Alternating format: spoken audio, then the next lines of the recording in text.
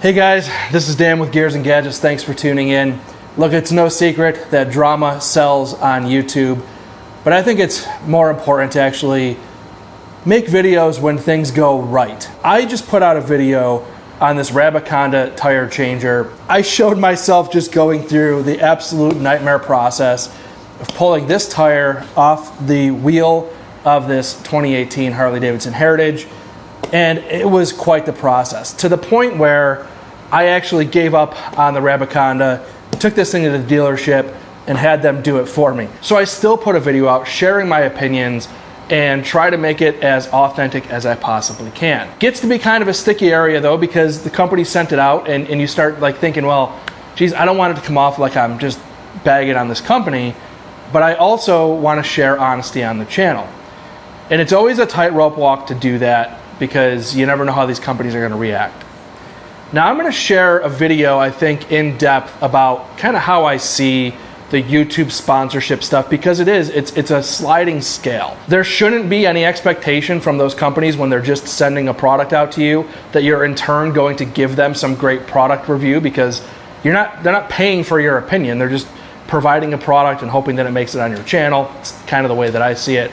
So look, here's what happened. I want to share with you guys an email exchange that I had with Rabaconda. So I sent this email yesterday saying, hey, sorry it took me so long to get that video out. I sent them the link, and then I said, unfortunately I didn't have great success with the tire changer and ended up taking it to the dealer to mount the new tire. I really struggled with this video, trying to be incredibly fair to Rabaconda, but also transparent with my viewers. Wrestling with a 16-inch spoked wheel on a 150 80 cruiser tire just seemed like more than what I could get the Rabaconda to handle. I don't know if this is my fault or a product limitation, but I'm totally willing to post a follow-up video with context and or send the product back. So this is me reaching out to the company saying, do you want it back? I'll send it back. Fully anticipating just not to get any sort of response at all. This is also, in my opinion, kind of like an integrity test on the company. It's like, I'm willing to have a dialogue back and forth. Did I screw something up? I'm still sharing transparently with my viewers what happened. If there's anything to follow up, maybe I will. And this is where I really think that Rabaconda, in my opinion, shows their true colors. Thank you very much for making us aware of both your video now being up/available and your experience with the tool. We're sorry to hear that it wasn't a great experience, and we do have some ideas/tricks to help with this in the future if you want to give it another go. We do recommend warming up the tire if you can during the dismounting and mounting process. Setting it out in the sun for 10 to 15 minutes will help make the tire a bit more pliable/flexible and make life easier. Now the truth is, I didn't put the tire outside, and it's not because it's not hot enough, it's actually too hot. The air conditioning is running in the garage right now because it's 113 degrees outside. So for me to open up the garage, bring the tire outside, would have just made the garage unbearably hot. So I didn't do it. Now I could have walked through the house, brought it out through the front door, all of that, but I just decided to go at it the way that I thought anybody else probably would, which is maybe not doing those kinds of things. So I will say that I did kind of know about that from when I did it 4 years ago to let the tire warm up. But again, I was just trying to approach this video as like the layman. How would you approach this if you were to pick up that tool? And that's why I did it. Now this other piece of advice I thought was something that I probably should have considered also. They say with dismounting, we recommend the use of a healthy amount of soapy water rather than bead grease. You were able to dismount it, but most likely would have been easier with some soapy water. With tough tires like what you have, lubrication is your friend. That's what she said. No time, but she did. No time! Yeah, I could see that. Maybe some soapy water would have made that process go a little bit more. Now this is where I really appreciate Rabaconda leaning into understanding what their product is and not trying to excuse it away. Again, this means a lot to me. I don't know, let me know in the comments down below. What do you guys think?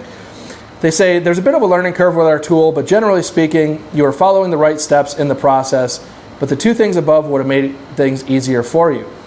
The tire you were doing this is capable of being on our tool, so it's not a product limitation issue. I think you were very fair in your video as you simply outlined your experience. We appreciate you not bashing us that your experience was not the best. In terms of the product and the next steps, we will leave it up to you. You're welcome to send it back to us if you'd like, Or if you see yourself giving it another go in the future, you can hang on to it. For them to come out and say, hey, hold on to it. If you want to give it another shot, feel free to do it. So, look, I think for what it's worth, I will do the front tire and try the Rabaconda again. It's not ready to be done due to tread life, but it is about the same age, nearing 6 years of age. And with motorcycle tires, you're supposed to change them every 6 years or so anyways. So I'm gonna give it another shot. I'm gonna be fair to them. They were super cool to me. I wasn't necessarily expecting a response, and if I got a response, I was kind of expecting like, yeah, feel free to send it back based on what the video was. So again, the whole point of this is to share with you guys, and I'm gonna make a whole nother video about maybe some situations when this didn't go well with some brands, and when I think that those swim lanes of where the brand belongs in the narrative get blurred. I've had some CEOs, actually of 2 different companies, who just could not handle the truth. To put it totally blunt, could not handle the truth. And in a situation where I wasn't being paid by these companies, they started reaching out, basically saying like, hey, I need you to change that narrative, or I need you to pull that video. And that's when things start to go really wrong.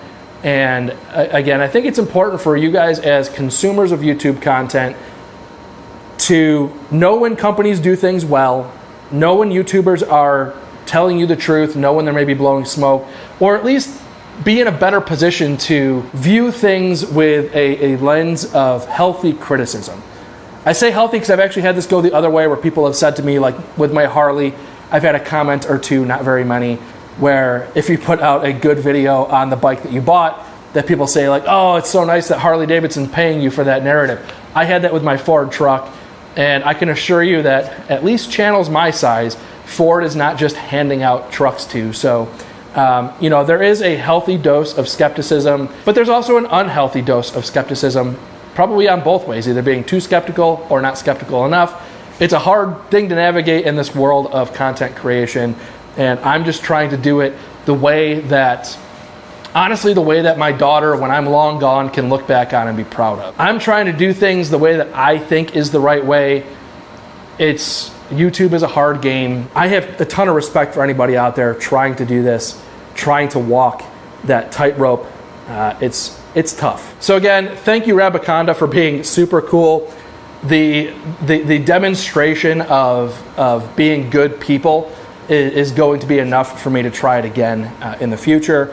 And I think that's cool. So with that being said, guys, thank you very much for tuning in. If this is your first time tuning in, please hit that subscribe button down below. Remember, likes go a long way to support the channel. I will see you guys next time.